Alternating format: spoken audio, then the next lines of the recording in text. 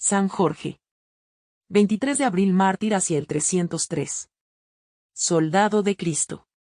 San Jorge, bizarro militar, modelo de soldados, espejo de caballeros, defensor de la justicia, prototipo del valor, caballero del ideal religioso, cristiano de convicciones hondas, héroe de Cristo, es un santo de los más queridos del pueblo fiel, que le profesa una devoción tierna y filial. La pintura ha inmortalizado la imagen de nuestro santo, representándolo sobre un brioso corcel, arremetiendo con su lanza a un espantoso dragón, que amenazaba devorar a una hermosa doncella. La fantasía oriental ha creado a este propósito gran número de piadosas y simbólicas leyendas, que representan el denuedo con que San Jorge acudió a la defensa de la religión verdadera contra el dragón infernal enemigo de las almas, al que venció con su heroico martirio. San Jorge es el esforzado guerrero que lucha valiente contra la iniquidad y defiende sus creencias frente a la brutal tiranía de una autoridad indigna y rebelde a la divinidad. La Iglesia le invoca como a uno de sus protectores en los combates por la verdad y la justicia. Los héroes de Cristo y los pueblos descansan tranquilos bajo su protección y amparo. Relatos apócrifos acerca de San Jorge. Poco después de la muerte del mártir, y sobre todo en tiempo de las cruzadas, aparecieron biografías apócrifas, infundadas leyendas y no pocos relatos de milagros y suplicios dudosos que desfocaron su fisonomía histórica y la relación de los tormentos que sufrió. Pero la Iglesia romana, que ha inscrito en el número de los mártires desde el siglo V a este nuevo testigo de Cristo, denuncia y reprueba, por ser en parte obra de los herejes, una relación, escrita en griego y muy divulgada en aquellos días, de la vida y martirio de San Jorge. Esa biografía, más propia para deshonrar la memoria del soldado de Cristo que para enaltecerla, está excluida, como tantas otras de esta clase, de las lecturas litúrgicas. Por desgracia, ha influido más o menos en sucesivas biografías de los siglos posteriores. Para desenmarañar lo verdadero de lo falso y presentar una labor que inspire confianza, el historiador tiene que examinar con rigor los relatos que a San Jorge se refieren. Los volandistas han hecho esa labor depurativa sobre varios documentos griegos que narran la vida y tormentos del mártir y precisan el crédito que pueden merecer algunos textos, cuyo valor histórico queda, en definitiva, problemático o discutible.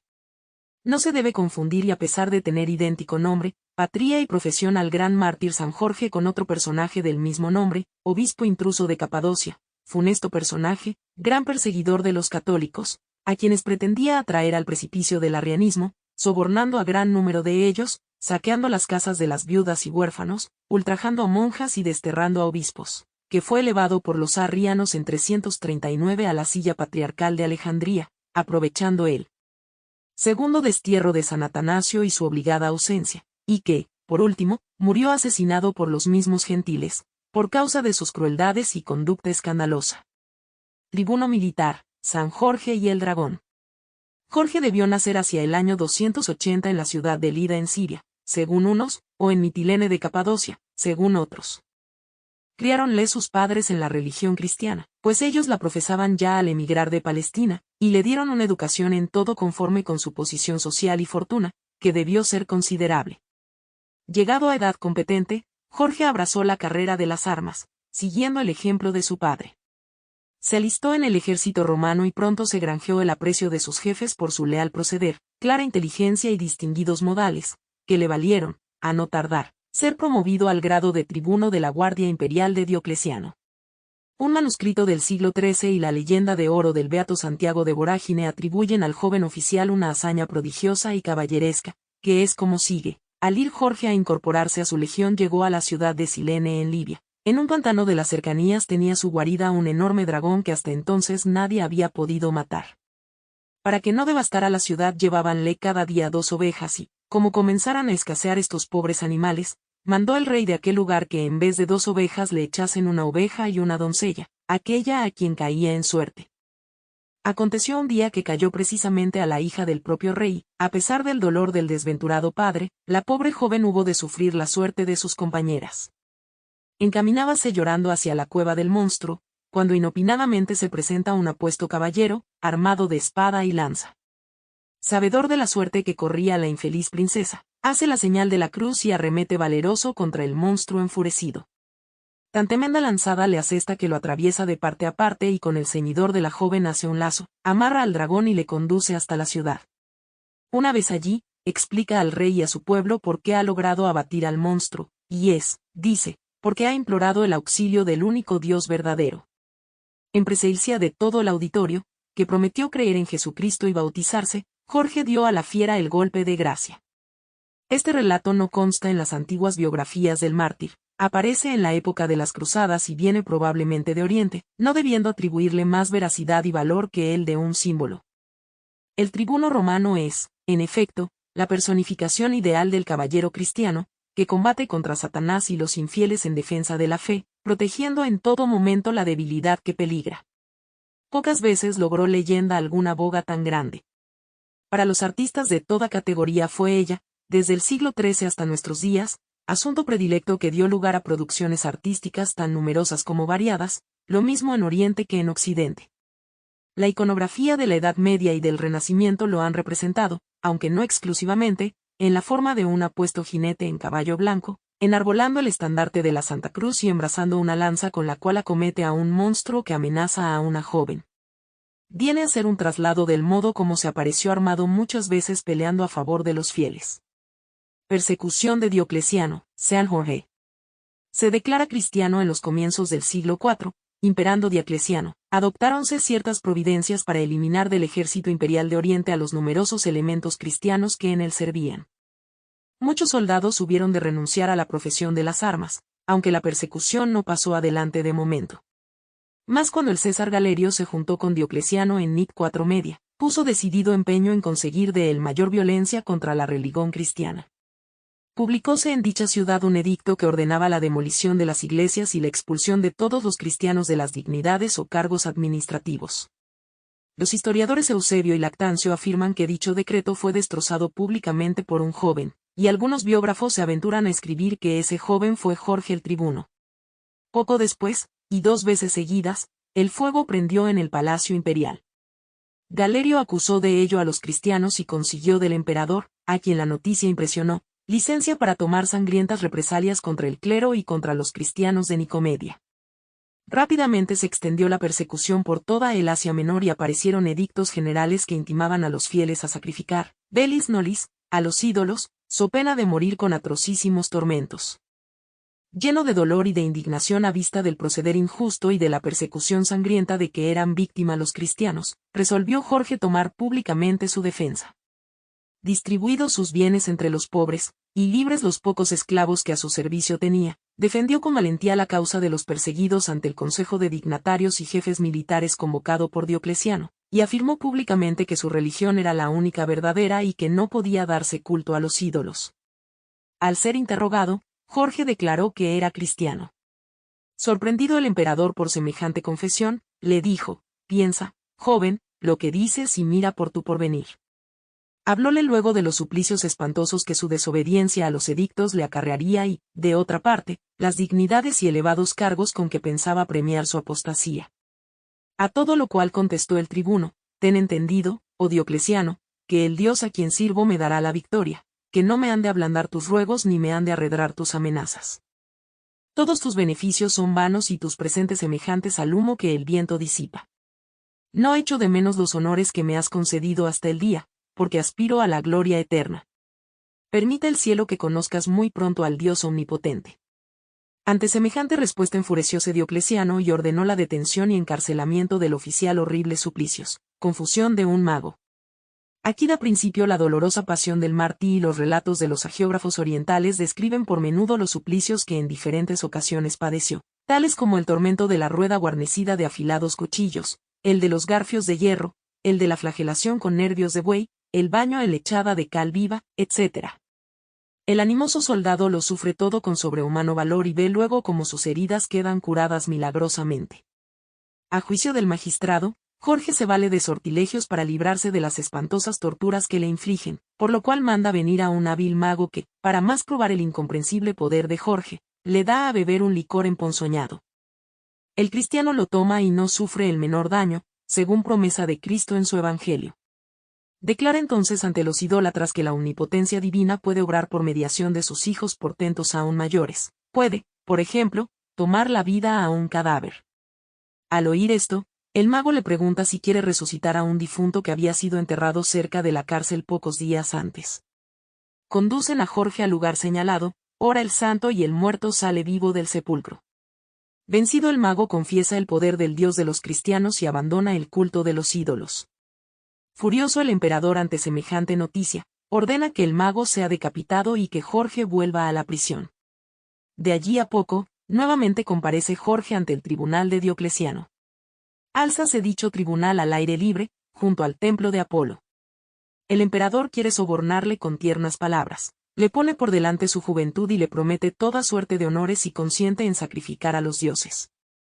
¿Pero dónde están esos dioses?, pregunta el confesor. Vamos a verlos. Y con otro portentoso milagro, Jorge obliga a declarar al demonio que mora en el ídolo, que solo hay un Dios verdadero. Hace después el santo la señal de la cruz y todas las estatuas caen al suelo hechas pedazos, con lo cual se provoca un verdadero motín. Conversión de la emperatriz Alejandra, San Jorge es decapitado. Sobresaltada por los tumultuosos clamores del populacho, acudió la emperatriz y, acercándose a Diocleciano, le declaró que, enterada de lo que había ocurrido, ella también se declaraba cristiana. En el paroxismo del furor Diocleciano mandó que la golpearan con varas y que acabaran con su vida y con la de 3 criados suyos, a saber, Apolo, Isacio y Crotates, cuya fiesta se celebra el 21 de abril. Y, queriendo terminar con el joven oficial de su guardia que permanecía inquebrantable en la fe, pronunció Diocleciano sentencia de muerte. Jorge fue atado a la cola de un caballo, arrastrado por la ciudad y seguidamente sacado extramuros y decapitado. Antes de morir, Jorge, puestos los ojos y levantadas las manos al cielo, con voz entrañable que salía del corazón, rogó a Dios perdonase a sus verdugos y les diese la gracia de la conversión. El martirio debió tener lugar en Nicomedia, Mitilene o Diospolis, a principios del año 303. En efecto, en dicho año hallábase Diocleciano en aquella ciudad. El cuerpo del santo sería trasladado más tarde a Diospolis, Lida, en Palestina, conforme a su deseo. Fiesta y culto de San Jorge. No es seguro que Jorge padeciera martirio el 23 de abril del año 303. En dicho día traen los calendarios la palabra memoria en lugar de natalis, nacimiento a la vida gloriosa por la muerte. Sin embargo, desde muy antiguo se celebra su fiesta el 23 de abril en las iglesias de Oriente y Occidente. Para los griegos es de guardar.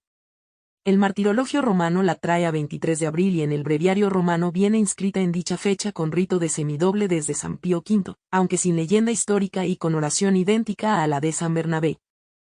Ya desde el siglo V aparece el culto del mártir muy extendido en Asia Menor, Egipto e Italia y está perfectamente localizado.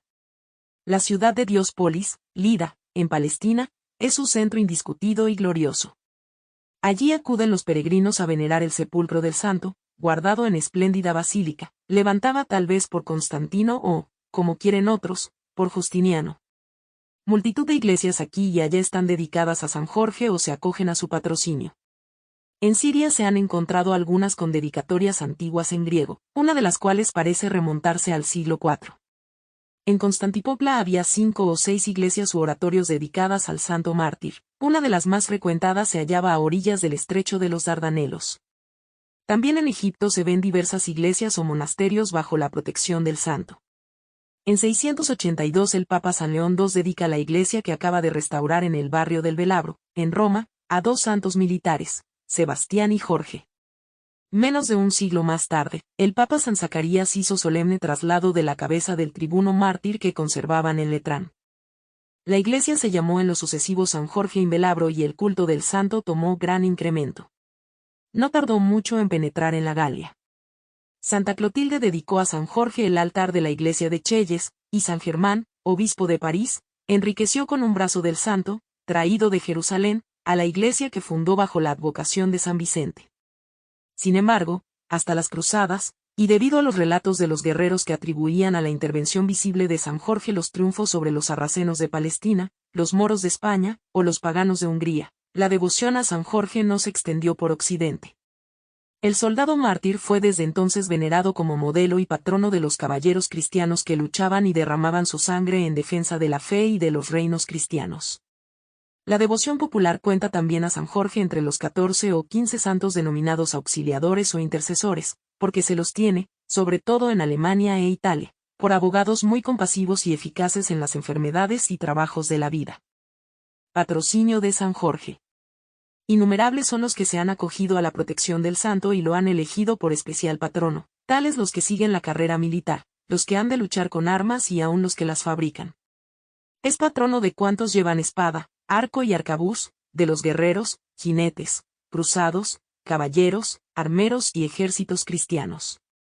Explícase este patrocinio por la semejanza de profesión. San Jorge fue soldado, tuvo que luchar y defender la fe con su sangre.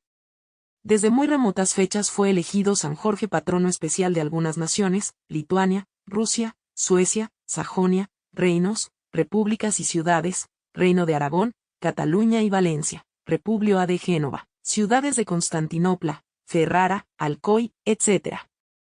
Los ingleses le toman como protector en el Sínodo de Oxford en 1220, celebran su fiesta con toda pompa y le erigen numerosos santuarios. Y no para aquí la devoción, pues que se llega hasta acuñar monedas con la efigie del santo en Ferrara, Inglaterra y Génova. En la Edad Media existía en Génova un banco muy acreditado, el Banco de San Jorge, el más antiguo de Europa, que se dedicaba principalmente a operaciones de crédito bancario y territorial.